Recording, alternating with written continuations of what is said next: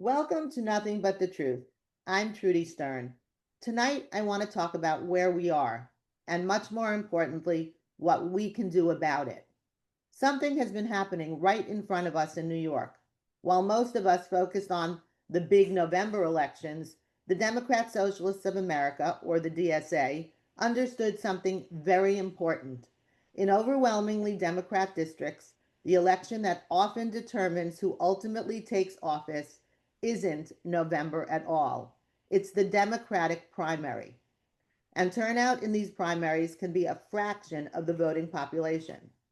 In New York City in 2024, turnout was only about 10% of the June primary, compared to more than 60% in the November general election. The DSA recognized that opportunity, organized around it, and became remarkably effective at turning out its voters. And look at how quickly political power followed. In 2018, Julia Salazar won a seat in the New York State Senate. In 2020, Zoran Mamdani, Jabari Brisport, Marcella Mitaines, and Farah Sufrantiforest broke through in Albany. The movement expanded into the city council, and Mamdani went from state assembly to becoming mayor of the city of New York. This year, that influence reached further into congressional politics, with DSA-backed candidates winning Democratic primaries and established members of Congress being defeated. City Council, State Assembly, State Senate, City Hall, and Congress. And in many of these overwhelmingly Democratic districts, once you win the primary, November is almost a formality. So this isn't theoretical anymore. This is where we are. And there is a lesson from history that I think is worth remembering. I'm talking about what history teaches us about complacency and the extraordinary speed with which a movement dismissed as fringe can acquire political power. In Germany in 1928, the Nazi Party held just 12 seats in the Reichstag. 2 years later, it had 107. By July 1932, it had 230 seats and was the largest party in parliament. 6 months later, Hitler was appointed chancellor. 12 seats to the chancellorship in less than 5 years. The circumstances might be different, but the warning is timeless. Never dismiss a small, highly organized political movement simply because it seems fringe today. And that is why tonight I don't want to spend our time simply analyzing how we got here, why we are here. We are here. The primaries are over. The results are in. The more important question now is, what are we going to do about it? For those of us in the Jewish community, there are very real concerns about the positions on Israel and anti-Semitism associated with parts of this movement. But this conversation cannot only be about Jews or Israel. We are Americans, and when a rapidly growing political movement challenges institutions, economic principles, and political traditions that many Americans consider fundamental to this country, every American should be paying attention, whether you're a Democrat, Republican, or independent. So tonight, I want to spend very little time looking backward and most of our time looking forward. Can this political trend be reversed? If low turnout helped create the opportunity, is dramatically increasing primary participation part of the answer? How do we organize people who deeply care about the country but don't think about politics till November? How do we identify and support candidates early enough to compete? Do we need a permanent grassroots organization capable of matching the organizing operation that has already been built? And most importantly, what can every person listening to us tonight actually do? Because if the lesson of the last several years is that a relatively small number of organized people can have an enormous impact on our political system, then there is another side to that lesson. We can organize too. And that's where I want tonight's conversation to go. Not simply how did this happen, but how do we become part of the solution? My guest tonight is exactly the person I wanted to ask. Michael Fragin is a veteran public affairs and political strategist who has spent decades working at the intersection of government, politics, and community advocacy in New York. He began his career in state government, serving in the administration of Governor George Pataki, and has been deeply involved in New York politics at virtually every level. Michael knows local government firsthand. He served the village of Lawrence for 16 years, including as trustee and deputy mayor, and today serves as a senior advisor to Nassau County Executive Bruce Blakeman. Most importantly for tonight's conversation, Michael understands how political power is actually built, from grassroots organizing and local elections to Albany and Washington. So, Michael, this is where we are. How serious is this problem? What do we do now? And more importantly, welcome to Nothing But the Truth. Thank you very much, Trudy. That's a great introduction to a very vexing problem. And that's the kind of thing that most voters, and remember, most eligible voters don't vote in our elections. When we get to 60% in a presidential election, people look around and they say, wow, that's a huge turnout. That means 40% people didn't vote. That number actually declines precipitously as you go to primaries, you go to special elections. Michael, can you just lay out for our listeners, because there are some people who might not know this, what is the advantage that the DSA identified and what was the strategy that they used? You only need to you don't need to win a huge amount of voters in order to win these primaries. In the New York 13 primary, Adrienne Espaillat, that race, Darrell-Lisa Chevalier, that was a total turnout of about 65,000 voters out of a congressional district of 800,000 and a registered Democratic universe of over 300,000 voters. So you have to think about, even with all the hype and even with all the attention, even with all the money that was spent, so few people came out to vote. And that has really been their focus, is to take these races where in many cases, urban, very gentrifying areas build on a lot of grievance and resentment towards the system and go ahead and win a very small slice of voter, but a very committed slice of voters in order to do that.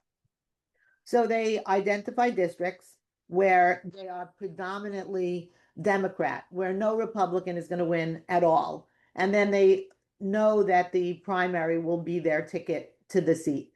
And in those districts, just to recap, the amount of people coming out to vote in a primary is just remarkably low. Could be like 1/8, 1/10 of the district. So they are representing a district with, in Darrell-Lisa's district, they're representing Yeshiva University. She's representing Yeshiva University, and she doesn't even recognize the state of Israel. So that is a remarkable feat that she accomplished, or that the DSA did. So the question I have is, they've identified this tremendous advantage, and they employed a strategy. So can this be countered? Now we see it. The genie's out of the jar. Now we know what the strategy is. Do you believe that we can win back these seats, that we could actually start to organize on our own and do that? Do you think that's possible? So there are all kinds of ways that we can improve both voter participation as well as kind of extinguish this threat of real extremism on the Democratic side. It would probably work for the. But if the Democrats control our state, then why would they ever vote to do that? I mean, you're bringing up an excellent question. Why are primaries scheduled for the last week in June, which is pretty much when everybody starts their summer vacation, where schools are out and everybody is no longer thinking about politics? You pretty much put it on a day that you really don't want people to vote, and that's kind of what happens. There's a lot of structural issues that could be improved to improve voter participation, and it's not. What could be fruitful is that everyone gets out and votes for these primaries, that there's more publicity around these primaries. So now we know they exist. Now we know that the election isn't going to really be in November, it's going to really be in June. So now we need to pay attention to that. And now that we know that's going to determine the candidate, we need to all be conscious of that. So everybody listening needs to really pay attention to that. We also have to think about that politics is cyclical to some degree. The same way certain people come in and they go out, right? We had a situation in the case of Jamal Bowman, right? People were very motivated the second he got elected in that district to get him out, particularly the Democratic establishment in that district. Fill us in. Please. That would just tell us. Jamal Bowman ran for Congress up in the Bronx at a Bronx Westchester seat. He defeated a longtime incumbent, I think 17 terms, Elliot Engel. Was one of the first races that really made Israel and AIPAC a significant issue. And he beat Elliot Engel. And then 2 years later, in a Democratic primary, he was unseated by George Latimer, who at the time was the Westchester County executive. So people, a more mainstream, common sense wing of the party recruited a top tier candidate. They put a lot of money behind him. The suburban voters, by and large, have not gone the DSA way, and they're not interested in that kind of far left politics. But it's not just in New York. Just you should know, DSA candidates won up in Buffalo. DSA candidates won up in Rochester. There were DSA candidates winning in Denver. There were DSA candidates winning in Michigan. In fact, a DSA candidate and a DSA back candidate won the Florida Senate primary. When you think about it, Florida, a much redder state, the Democrats elected the furthest left candidate they could find to go ahead and run statewide. So we do see, a trend around the country in many areas that of Democrats going, for the far left choices, but it's not everywhere. So I think that you brought up such a great example of what we can all do to counter this, and that there is hope for us, because the Latimer race really showed a tremendous amount of organizing around that district. I remember that. I remember being involved with that. There was a real push to register everybody that could be registered, register them Democrat, and lots and lots of grassroots initiatives with lots of people jumping into that to help out. And that was exactly the type of effort that the DSA gets. So, and they were able to prevail not only in just electing a good person, but actually ousting a bad one. So the question that I started with, which was, can this trend be countered? We saw that in that district it could be. So there is hope. I think there really is actually hope here. Yeah. I mean, Trudy, you brought up a great point earlier about states and areas where the primary is really the general, and where that is when you have kind of one party rule. Having no counterweight to the party kind of incentivizes, number one, voters not to get involved, because it's only the people who are most committed who are going to get involved, and they want to have, a lot of voters want to have a real choice, and they don't understand when they get to the ballot box in November, if they bother, why there isn't a real choice there.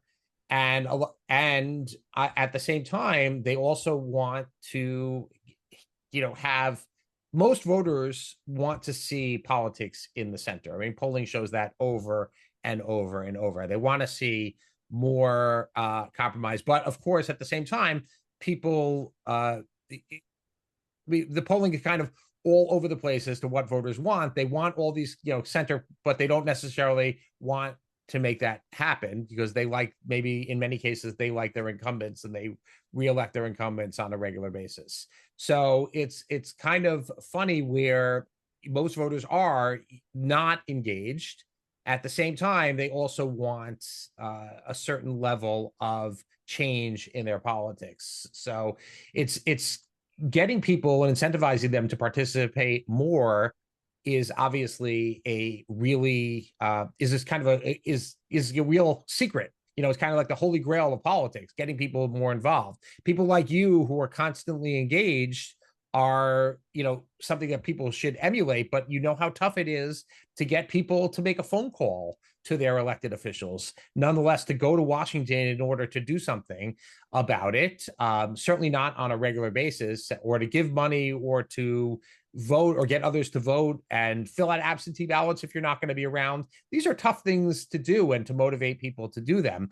But I think the message, if you want to get across, is that the only way to stop somebody else from getting what they want that you don't want is for you to yourself to be involved, not for somebody else to be involved, not to pay somebody else to do it, not to hope and kind of think that it might happen on its own. The only way for you to do it is for you to actually do it yourself.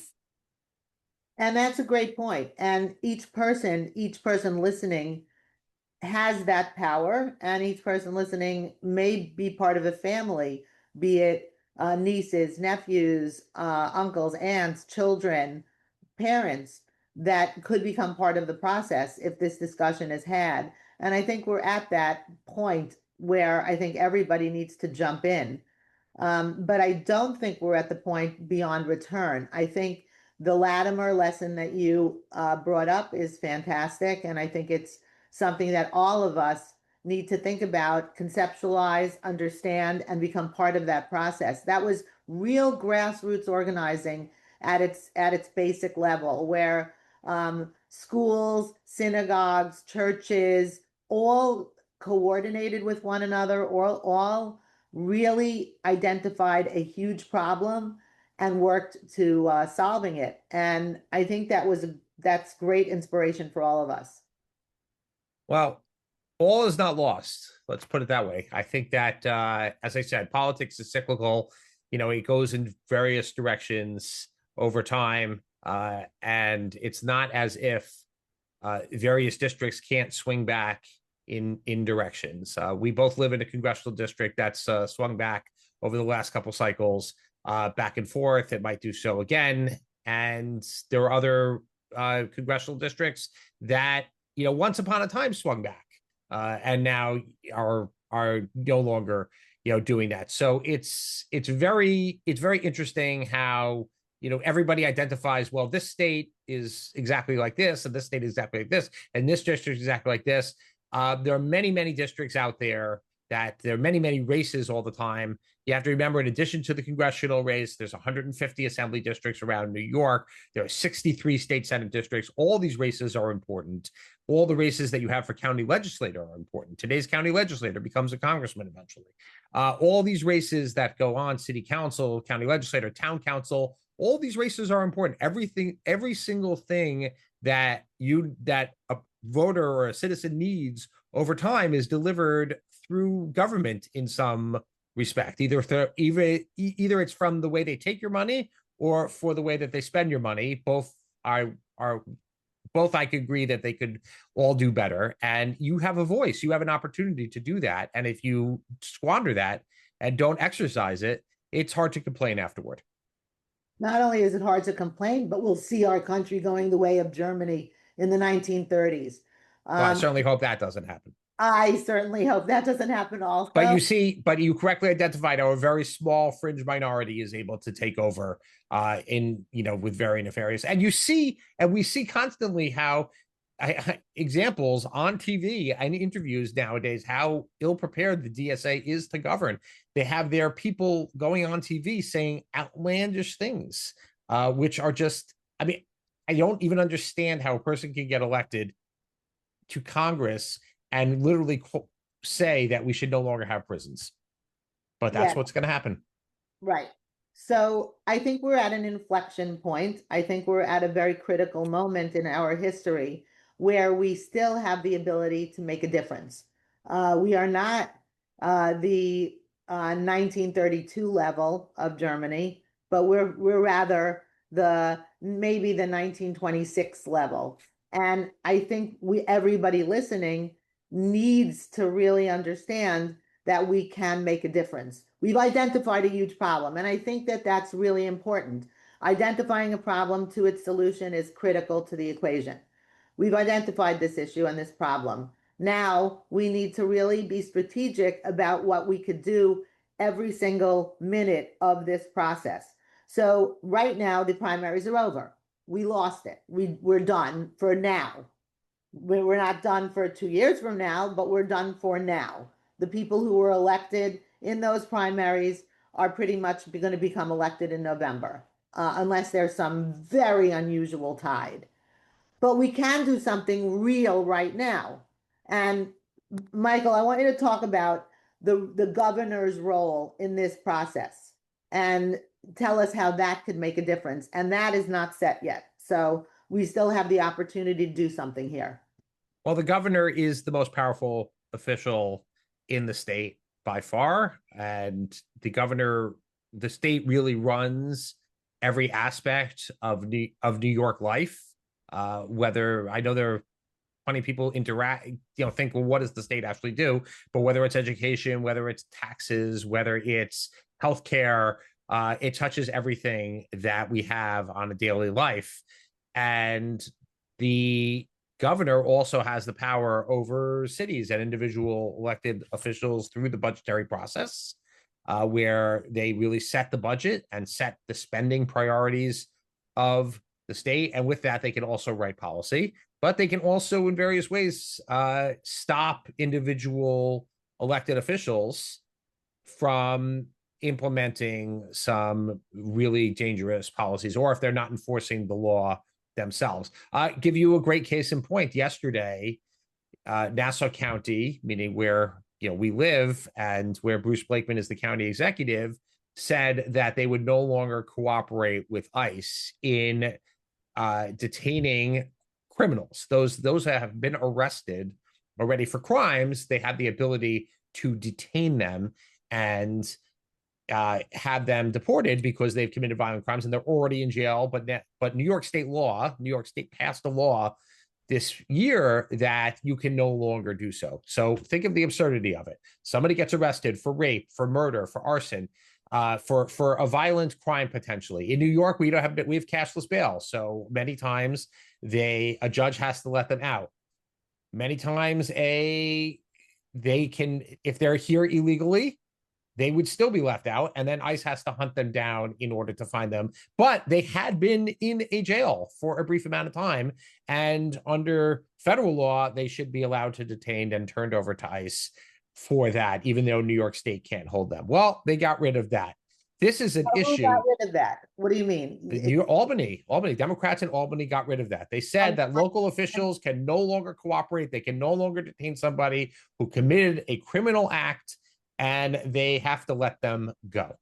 Is that Kathy Hochul's that's Kathy Hochul and the legislature and the attorney general, all of them together. This is Democrats in Albany enacting something that is so far from common sense, so removed from anything that you think government should be doing. So this is the power of the governor that they have to enact these types of things. And this was something that was in the budget. This is something Kathy Hochul put in her budget in order to placate the activist groups who were angry at ICE, who were angry about what happened in Minnesota. What does what happened in Minnesota have to do with what happens here in New York with taking criminals off the streets of people who are actually violent and should not be here? They shouldn't even be in the country. So let's just talk about that. So Kathy Hochul had the ability to make that not happen. This would never have happened. This legislation would never have happened without Kathy Hochul's support. So you see that Albany, now the fact is you can have a local government in the state, in New York, that is doing things that are very common sense, in my opinion, that of keeping criminals off the street. And you have Albany coming in and saying, no, sorry, you can't do that. We're gonna be pro-criminal instead of pro law enforcement. Now, the flip side is if you have a very far left New York City enacting other pro-criminal legislation, the state could step in certain cases where they're not enforcing the law and force them to do so. For example, with regard to the city potentially not breaking up, something close to us, with the protest encampments, or If the city police decide that, I'm not saying it's going to happen now, but the city police decide they're no longer going to prevent demonstrators from blocking the streets and blocking the tunnels or things like that. Now the state can step in those types of cases. To say nothing of budgetary matters. So the state has a tremendous amount of power. I would actually suggest on this show right now that the only way in this right now, aside from voting him out of office in 3 years, the only way to stop Zohran Mamdani and the excesses of his administration is to elect Bruce Blakeman as governor. So the governor of New York, just to recap, has an enormous power over the state budget, legislation, appointments, and state agencies.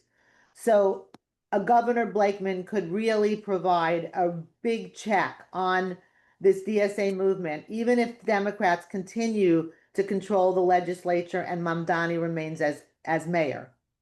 100%. Okay, well, that's very, very important. Very, very important. And if you're upset about what's going on, you're upset about the direction of things, and you're upset about the way things to go, it's time to make a change of governors. And it really, I don't mean to be too political here, Trudy. I'm sorry. No, I think it's really important for our listeners to understand what they have the ability to do at this moment. That whether or not you are Republican or Democrat, whether or not you like Bruce Blakeman or not, the way to stop this DSA wave and tide is to have Bruce Blakeman hold the line. And while he's holding the line, we get involved in grassroots organization and we make a difference for the upcoming primaries. And I think that makes perfect sense for all of us. I think we all need to be able to jump in and make a difference in our own right. And I think electing Bruce Blakeman makes the most common sense here. Yeah. I mean, Kathy Hochul, unfortunately, while she models herself as a centrist and tells everybody that she's a centrist, the fact is that she endorsed Mamdani. Mamdani endorsed her, and she has done really nothing to stop the rise of the DSA. In fact, in a New York Times interview this week, she was offered the opportunity to say whether she talks about anti-Semitism with Mamdani and whether to tone down his anti-Semitism, and she totally whiffed on the opportunity to do it. She was totally uninterested. Really? Well, she just talked about herself that she told them to focus on the city. Wow. Okay, so this is really, really unbelievable. Unbelievable to hear that.